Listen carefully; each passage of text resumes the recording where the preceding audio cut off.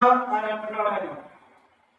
నాలుగవ వాడి రూపం అంట దేవతల రూపం వలె ఉన్నదంట. ఎందుకో తెలుసా?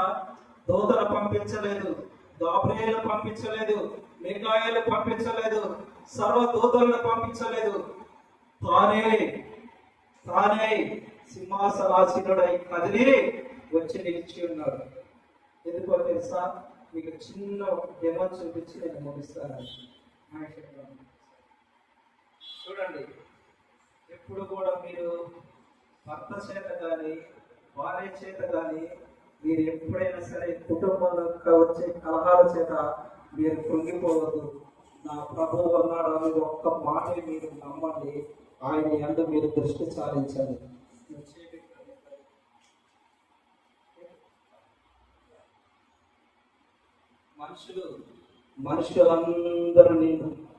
మనుషులందరూ నన్ను త్రోసివేశారు. నన్ను త్రోసివేసినప్పుడు మనుషులందరూ పక్కకి వెళ్ళిపోయారు, తృణీకరించారు, కన్నీళ్ళకు కారణమయ్యారు. భర్త నెట్టివేశాడు, మరి పిల్లలు నెట్టివేశారు, బంధువులందరూ వెలివేశారు, కుటుంబస్తులందరూ వెలివేశారు. వెలివేసినప్పుడు దేవుడి దగ్గర తాను కన్నీళ్ళు విడిచి నీతిగాను భక్తిగాను సర్వశక్తుడైన దేవుడి ఎదుట తాను నిలబడి, ప్రభువా నీవు తప్ప నాకు వేరే దిక్కు లేదని ఉన్నప్పుడు ఎప్పుడైతే ఆ మనుషులందరూ నెట్టివేశాడో నా ప్రభు, సర్వోన్నతుడైన నా ప్రభు వాళ్ళు తన అప్పుడు ఇలా చేర్చుకుంటారు. హల్లెలూయా. నమ్మండి, విశ్వసించండి. నీ కుటుంబస్తులు నీ బాధ్యత తీసుకోకపోవచ్చు.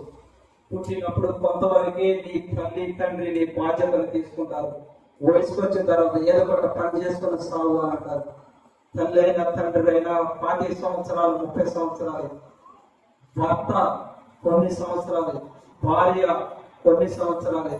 కానీ నా ప్రభు అంటున్నాడు, నిన్ను వదిలి వచ్చే వరకు నేను ఎత్తుకొని నిన్ను ముద్దాడుతాను, నిన్ను సంక పెట్టుకొని నిన్ను కాపాడుతాను, నిన్ను విడవను, నిన్ను ఎడపాయనని నా ప్రభు అంటున్నాడు. ఎందుకో తెలుసా? ఎప్పుడైతే నువ్వు తృణీకారణకు నెట్టివేయబడతావో నా ప్రభువు మహోన్నతుడు కలిగిన దేవుడు, దూతల కందని మహాదివ్యమైన తేజస్వమైన సర్వోన్నతుడైన నా ప్రభువు, సర్వాధికారైన నా దేవుడు తానే నీ పక్షములుగా నిలబడి నిన్ను హత్తుకొని ముదుగు వచ్చే వరకు ఎత్తుకొని ముద్దాడు. సర్వోన్నతుడైన నా ప్రభు సంక పెట్టుకొని నిన్ను లాలించి పాలించి